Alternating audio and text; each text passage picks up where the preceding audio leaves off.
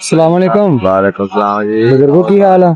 ਬਿਲਾਈ ਤਿਆਰ ਹੋ ਗਏ। ਮੈਂ ਦੇਖਿਆ ਕਿ ਰੋਂਦੇ ਸੀ ਤੁਸੀਂ। ਹੈ ਰੋਂਦੇ ਸੀ?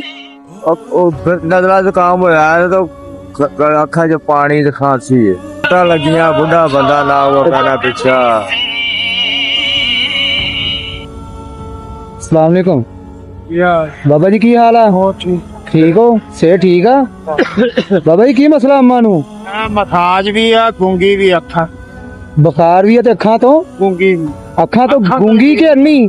ਅੱਖਾਂ ਤੋਂ ਨਬੀਨੀ, ਗੂੰਗੀ ਵੀ ਹੈਗੀ ਆ। ਅੱਛਾ, ਗੂੰਗੀ ਵੀ ਆ। ਹਾਂ। ਤੇ ਇਹ ਕਿੰਨੀ ਦੇਰ ਤੋਂ ਬਾਬਾ ਜੀ ਇਸ ਤਰ੍ਹਾਂ? ਆ ਹੋ ਚਲੇ 15-16 ਨਾਲ 15-16 ਸਾਲ?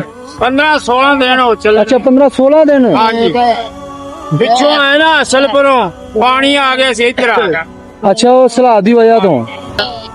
ਅੰਮਾ ਇੱਕ ਮਿੰਟ ਪਾਣੀ ਪੀਣਾ ਅੰਮਾ? ਨਹੀਂ ਨਜ਼ਰ ਆਉਂਦਾ ਨਾ ਦੇਖਦਾ। ਅੱਛਾ, ਉਹਨਾਂ ਨੂੰ ਨਹੀਂ ਪਤਾ ਕੀ ਹੋ ਰਿਹਾ ਬਾਹਰ। ਹੁਣ ਕੋਈ ਰਾਸ਼ਨ ਆ ਰਿਹਾ ਘਰ? ਕੋਈ ਨਹੀਂ। ਕੋਈ ਨਹੀਂ ਉੜਿਆ ਬਾਬਾ ਜੀ।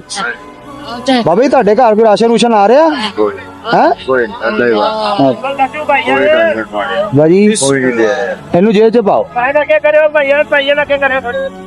ਹੋ ਬਾਬਾ ਜੀ, ਹਾਂ ਤੁਸੀਂ ਤੇ ਤੁਸੀਂ ਵੀ ਇਹਦਾ ਰਾਸ਼ਨ ਲੈਣਾ ਜਾ ਕੇ ਤੇ ਤੁਸੀਂ ਵੀ ਲੈ ਲਓ। ਇਹਦੇ ਵਿੱਚ ਪੈਸੇ ਆ, ਇਹਨੂੰ ਜੇਲ੍ਹ ਚ ਪਾਓ। ਰਾਸ਼ਨ ਲੈਣਾ ਤੁਸੀਂ ਵੀ ਬਾਬਾ ਜੀ, ਜਾਓ ਅੱਲਾ ਦੀ ਸਪੁਰਦਾ।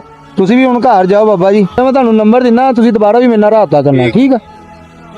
ਅੰਮਾ ਨੂੰ ਕੀ ਮਸਲਾ ਹੁਣ? ਅੰਮਾ ਨੂੰ ਨਹੀਂ ਨਜ਼ਰ ਆਉਂਦਾ, ਗੂੰਗੀ ਵੀ ਆ ਨਾ, ਉਹਨੇ ਤਾਂ ਬਸ ਇਸ਼ਾਰਾ ਕਰੀ ਰੱਖਣਾ। ਅੱਛਾ ਅੰਮਾ, ਪਰੇਸ਼ਾਨ ਨਾ ਹੋ। ਰਾਸ਼ਨ ਜੋਗੇ ਅੱਲਾ ਨੇ ਪੈਸੇ ਭੇਜੇ ਆ, ਰਾਸ਼ਨ ਜੋਗੇ। ਪਰੇਸ਼ਾਨ ਨਾ ਹੋ, ਘਰ ਜਾ ਕੇ ਕੋਈ ਰਾਸ਼ਨ ਲਵੋ ਤੇ ਆਪਣੀ ਕੋਈ ਦਵਾਈ ਦੂਈ ਲਵੋ। ਹੈ ਮੈਂ ਪੁੱਤਰ ਹੀ ਆ ਤੁਹਾਡਾ ਅੰਮਾ। ਹਾਂ, ਮੈਂ ਬੱਚਾ ਹੀ ਆ ਤੁਹਾਡਾ। ਅੱਛਾ ਪਤਾ ਨਹੀਂ ਕੀ ਕਹਿ ਰਹੇ। ਦੁਆ ਕਰਦੀ ਪਈ ਤੁਹਾਨੂੰ।